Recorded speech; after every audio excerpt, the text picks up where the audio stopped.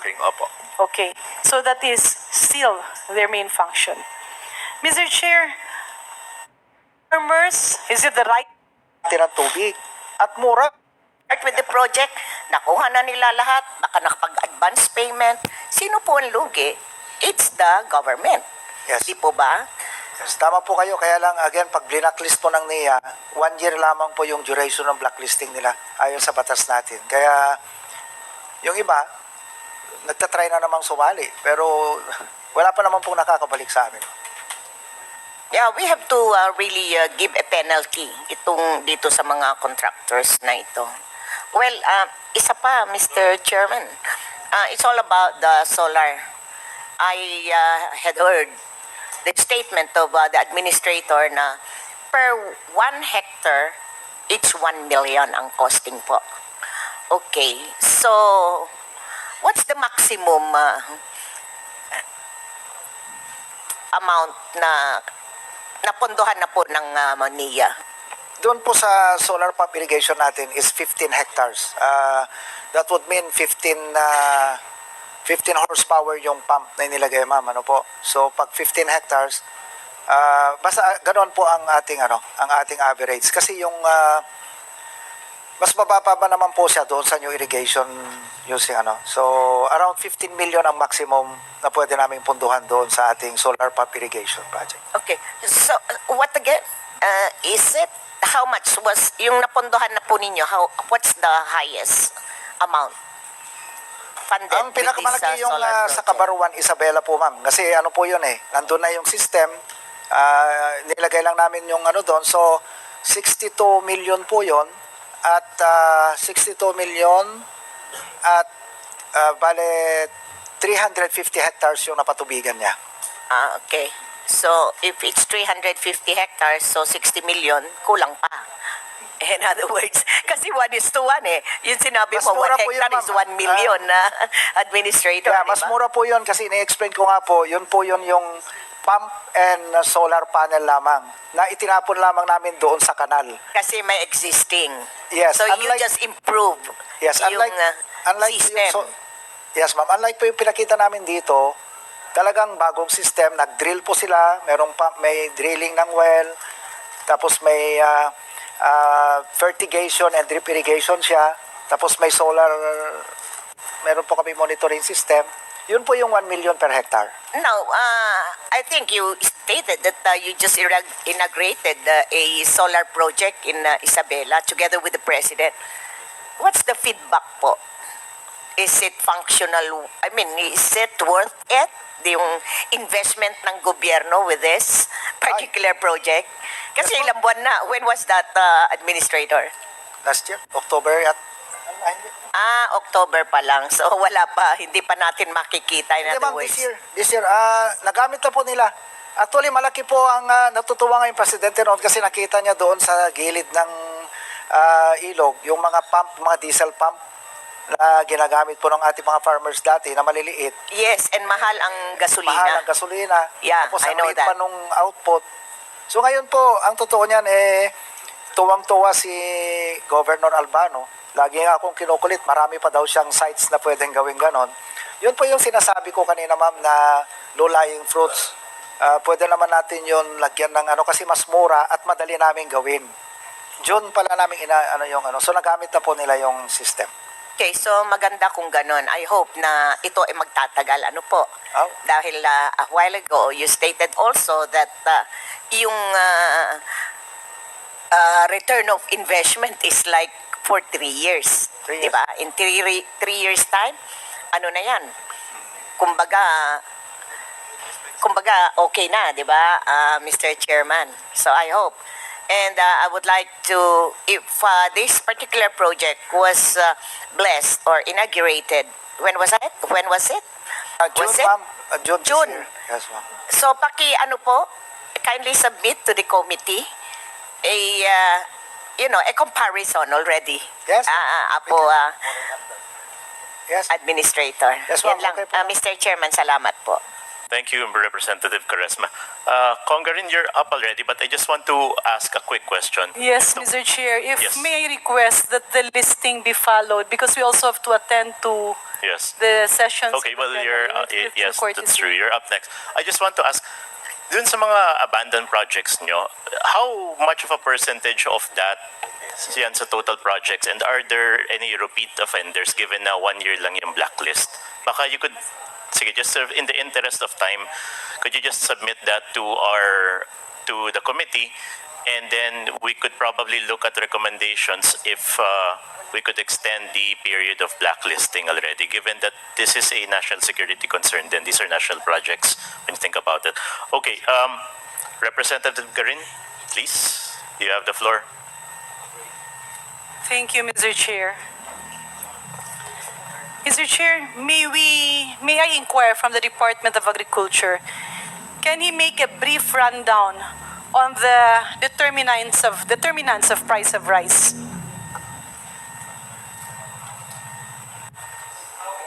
Ano-ano po ba yung factors influencing the price of rice? Well, Mr. Chair, the inputs in terms of yung prices ng mga diesel or yung fertilizer, pangalawa, which is yung labor cost. So farm inputs, Labor cost, meaning the labor cost. farm inputs, labor cost, ano pa po? Yung world market, World market, dollar exchange, if you compare it to the dollar imports, exchange. ano ba ba rin? Logistic cost, ng margins na Okay. So sa pananaw niyo po, ano po ang nagiging major determinant in terms of the price of rice in the Philippines?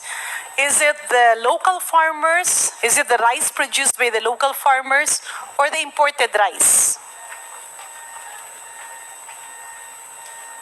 Madam Chair, given the volume of these two types of commodity, the imported one and the locally produced rice, we're looking at a 78-22% ratio. Can you please make your Sorry? voice louder and Opo. clearer? So it's 78-22 and 78 is locally produced or Locally imported? produced, and of course 22% ang ating projected na ini-import.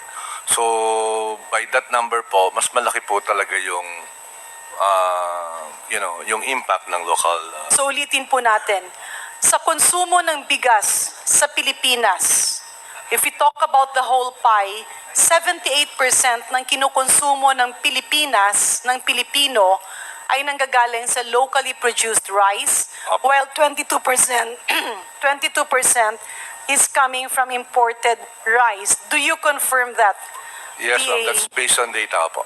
Okay. So sa ganong sitwasyon, sino po ang nagde-determine ng presyo? Yung locally produced rice or yung imported rice? Hindi po yung producer ng rice, kundi yung pong merong mas malaking elbow room, or leg room, or bargaining power in the chain, which is normally the ones in between the consumer and the farmer. Sir, Mr. Chair, can we request our resource person to answer direct to the point? Who is the major influencer of the price of rice? I would say it's the trader and those who are in the processing. By processing, you mean the millers? The millers, opo. Ibig sabihin yung mga kapitalista ng ating farmers. Yun po yung sa tingin namin na mas may malaking influensya sa ngayon. Ilan po ang total consumption ng bigas ng buong Pilipinas on an annual basis? Kukunin po namin, ma'am, para accurate lang po yung figure. Can you confirm the figure of 16 million metric tons? That's more or less the figure that we have, Madam Chair. Sorry, that's... Mr. Chair, with all the indulgence of Garin, Yung mga sagot kasi na more or less, i-compute pa namin. Tagal na sa DA to, Mr. Chair Ba't ganun yung mga sagot nila? More or less, ko-compute namin.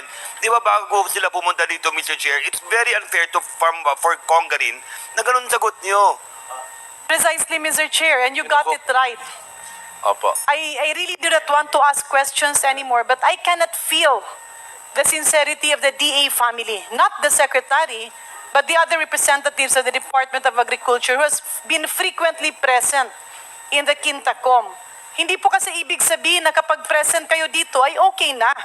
Ang kailangan natin na yung puso at totoo yung intensyon na ibaba yung presyo ng bigas. Because it's a basic question at paulit-ulit na tinatanong yon. How much is our consumption of rice?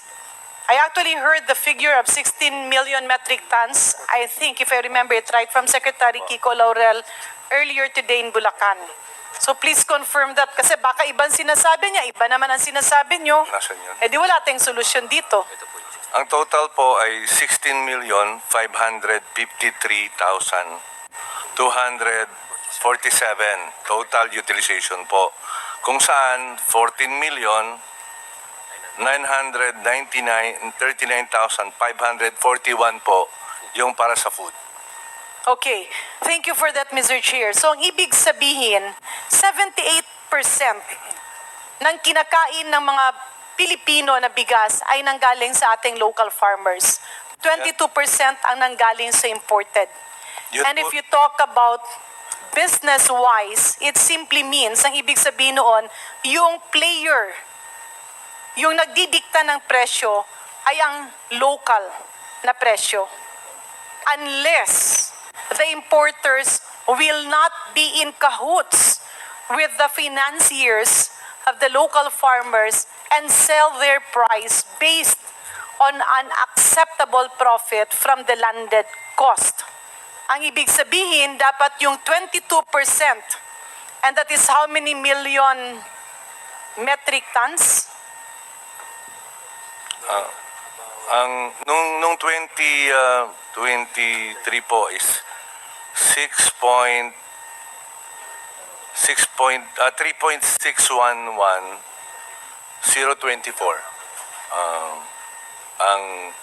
Sorry, 6. Apo. 3.6 po. And ngayon po naman, 2024, ang projected po is 4.6. 4.6 million metric tons. So Apo. that's roughly 46 million kilos. Kilos, apo. Tama po? Apo. Okay. Kaya ko ito pinupunto, Mr. Chair, kasi napaka-importante ng role ng NIA. Because if NIA can improve the efficiency of our farmers, then we will have a partial solution to the problem. Next, I believe that NIA was orienting us earlier, Mr. Chair, about the contract growing scheme nung palay. Bakit po nito ginagawa? Dahil nakita po dun sa previous quadcomm hearings na ang nagiging problema, yung farmers actually, konti ang kinikita, yung totoong farmers. Kasi, ang nangyayari ngayon, yung mga farmers, kontrolado na sila ng mga kapitalista who are taking advantage of them. Ibig sabihin, sila ang nagbibigay ng binhi, farm inputs, sila nagkakapital, at obligado silang yung mga farmers na sa kanila din ibenta. Can we confirm this from Administrator Guillen? Yes, ma'am. Tama po kayo. In fact, again, ang talagang tungo po ng programa ng contract farming, simula pa lang po yun. Pero ang end goal po niya is to empower yung ating mga farmers para hindi na lang palay ang ibenta kundi bigas. Yung makapture ba nila? Ibig sabihin, yung role ng mga kapitalista ay ginagampanan nyo pakonti-konti para malaki ang kita ng totoo, real farmers, and they will not be bound or tied by the dictates of those who would lend them farm inputs and seeds. Tama po yan, ma'am. Kaya nga sinisikap namin magtayo ng isang cooperative per town.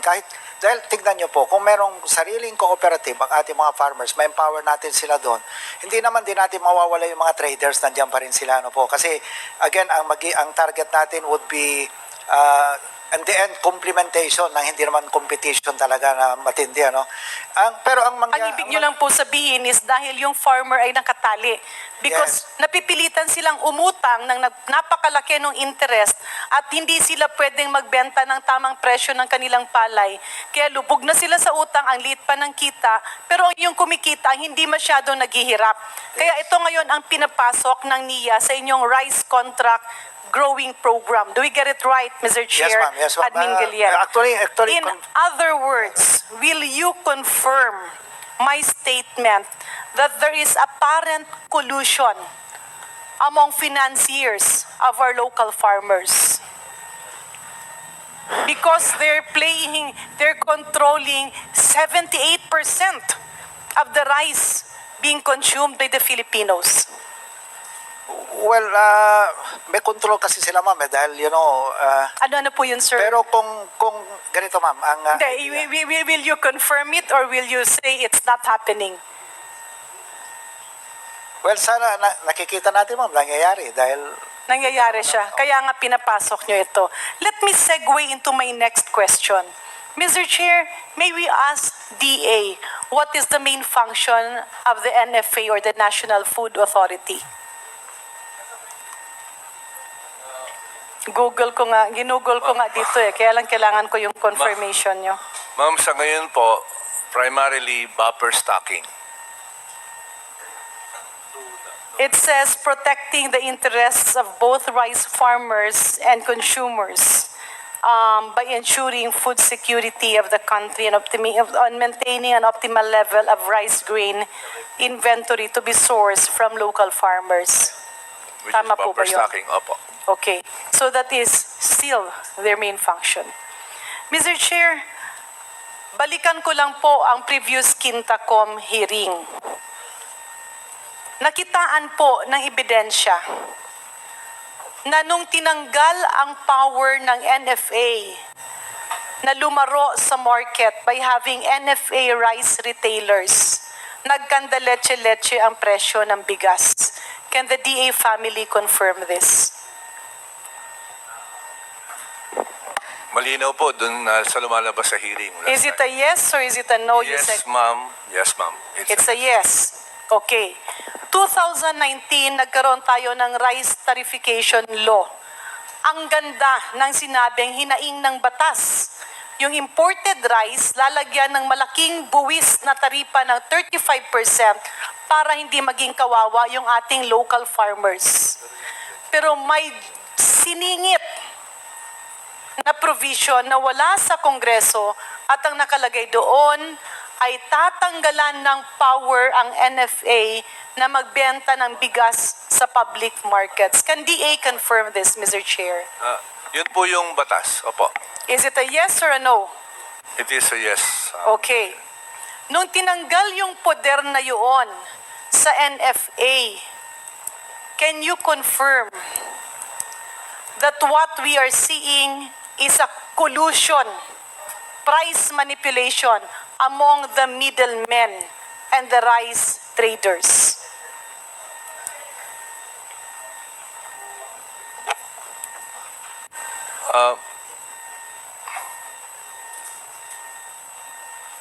Right now, ma'am, wala po kami sa position. Ako personally to confirm that. Yes, sa pananaw nyo Mr. na. Chair, again with the indulgence of Congresswoman Garin, these gentlemen had been with the Department of Agriculture for quite some time. And it seems that they're afraid to answer, Mr. Chair. It's either they're afraid to answer or they have done nothing yet, Mr. Chair, on the issues that were raised by Congress. Let me warn them, Mr. Chair, that if ever they will not be able to answer Congress, somebody might spend Christmas in the House of Representatives, Mr. Chair. Madam Chair, the question is asking for a conclusion. Mr. Chair, I'm not asking for a conclusion. Let me reiterate my question. And Mr. Chair, with due indulgence, and I hope the DA family will understand this, the reason why we keep on asking this, kasi kailangan kasi makita ng taong bayan na seryoso kayo na ipababa natin ang presyo ng bigas by not tolerating the apparent collusion that is happening among the middlemen. Kanina, klarong-klaro na sinabi ng ating mga wholesalers before our secretary, your boss, Secretary Kiko Laurel, lahat sila, hindi isa, hindi dalawa, lahat sila na nandun sa intercity. Pare-pareho sila ng sinabi. And we even have the list of prices that they were selling to retailers and middlemen. At ang sinasabi nila, ang presyo nila ay nasa 38 to 40 kilos and even 45 per kilo. So ang ibig natin sabihin dito, Mr. Chair, kapag hindi natin nakikita yung political will, hindi matatakot yung ating mga nagsasabwatan sa baba. So to reiterate, I mean, we have here a great economist and a former president who also led this country and who understands the demand for rice and the pricing of rice. At meron ding mga ginawa nung kapanahonan ni Ma'am, kaya nakita naman natin yung paglaro ng presyo ng bigas. So we go back.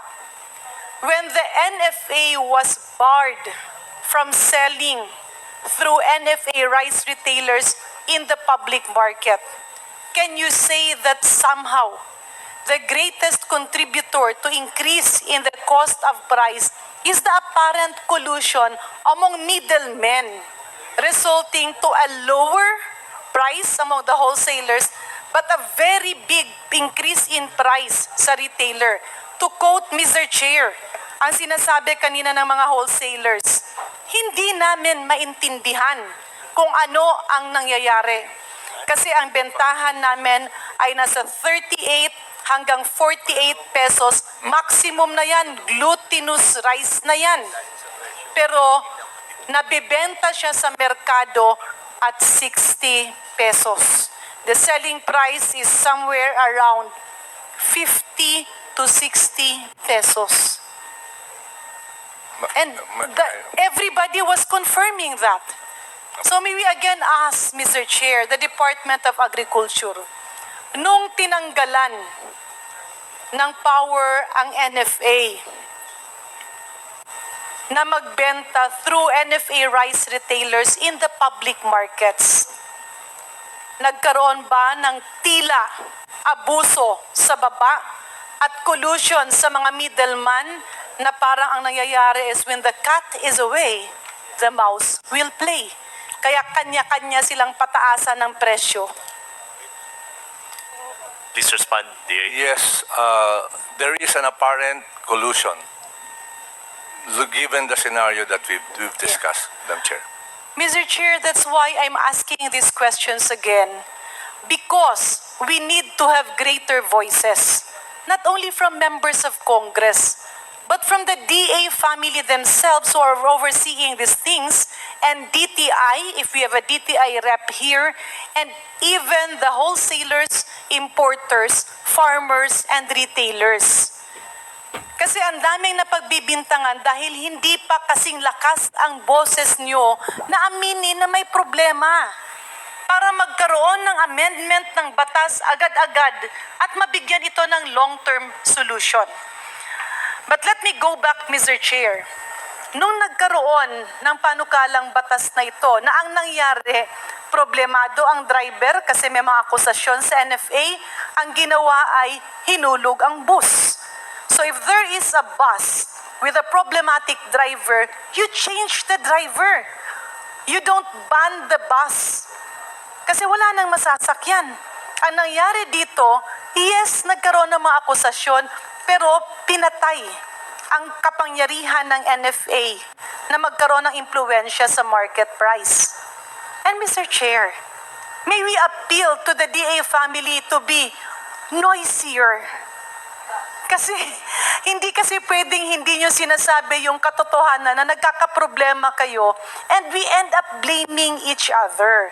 It will be really better, Mr. Chair, if DA will do away with all their fears and call or label an apple, that this problem cannot be solved. It will be a repeating problem unless the government will be given an opportunity to enter the market once there are red flags on possible price collusion.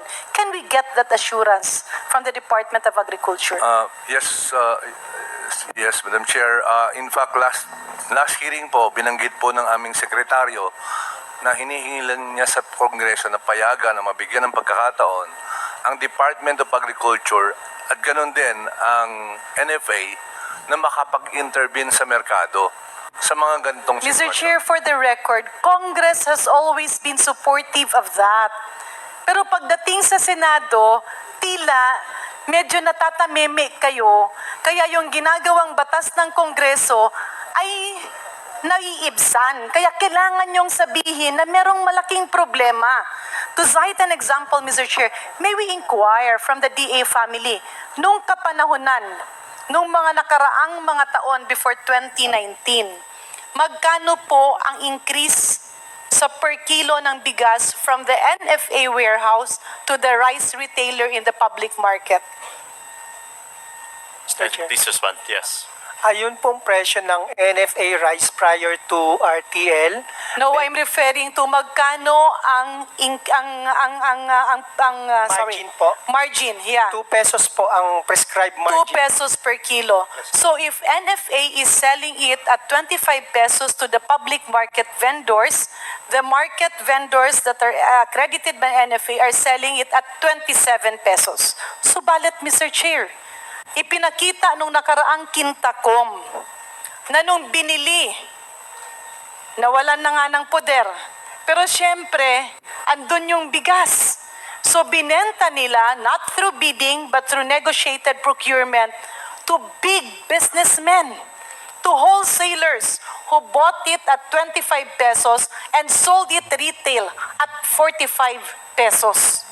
Yung 2 pesos per kilo na tubo ay naging 20 pesos. At alam niya ng DA. Bakit hindi natin ito ilatag sa Senado? Because I'm sure, Mr. Chairman, members of Senate would do their share. If the DA family will be very transparent in telling them that there is a big problem. Hindi kasi pwedeng dito sasabihin nyo, ay, oo, may problem. Pero pagdating naman doon sa kabila, sige, bahala na po kayo. Kasi trabaho nyo to eh. And I can see Admin Gillian nodding his head. Because that's the problem. Alam ba nila na ang nangyayari, yung 25 pesos na bigas ng NFA ay binibenta sa merkado ng 45 to 50 pesos? And this is something that you should convey. We will also try to do our part, but you have to play your role. Can we get that assurance from the DA family, Mr. Chair? Yes, Madam Chair. Maraming salamat po. Labs na labs talaga namin kayo. Mr. Chair, let me go back to the last quadcomm hearing. And during that hearing, I had very high regard to Admin Larry Lacson. Kung ko po siya nakilala, and he was telling us that he has been in government for long. And the minutes will bear it out, Mr. Chair, when he said, problema talaga nung nawalan na sila ng poder na magbenta through NFA rice retailers kasi nagsasabwatan sa baba sa public markets, wala na silang magawa. And we asked him, how can we help? And they said, amend the law. But then he added something, and I clearly remember that. Ang sabi niya, Mr. Chair, may problema nga kami eh. We have approximately 5.6 million to 6 million metric tons of aging rice. And we don't know how to dispose of that if we will not be authorized by law. Can we confirm this, Mr. Chair, from Admin Lacson? Please respond. Yes. Mr. Chair, tama po, nabanggit ko, meron po kaming stocks na 5.55 million bags, not metric tons, bags of equivalent milled rice. So this is bags, Bags po ito. not metric tons. Okay, Bags po. okay. And then you should have corrected that when we were doing the computation. Because we even computed that at around 275 million kilos, remember? Nasa sa 275,000 metric tons. Okay, ulitin natin, sorry, ulitin natin. Teka. Tama po bumagsak yun sa inyo, kilos lang po. Kilos, okay. So meron kayong 5,600,000 sacks at 50 kilos. That's 280 million kilos. Mababa pala yung low-bat siguro yung computer, yung calculator ko because it was at 275 kilos. I remember that. Remember. And then we asked you, can we flood the market with your 275 million kilos so that all these traders and hoarders will bring out their rice and reduce their price? And your response was, Mr. Chair, baka naman po pwedeng in tranches. And I asked you, how much will you commit? And you gave a commitment of 25 million kilos per month. Do you confirm that, Mr. Chair? Mr. Chair, ang nare-recall ko, we can review the minutes. I mentioned about ideally 25,000 metric tons yung nilalabas ni NFA sa merkado para po yung aming stocks na ira-round up ko na po, 300,000 metric tons ang buffer stock ni NFA. Divided by 12, that's 25,000 metric tons a month. Yeah, Mr. Chair, for us I to- believe we have the records Yes. of the Secretariat.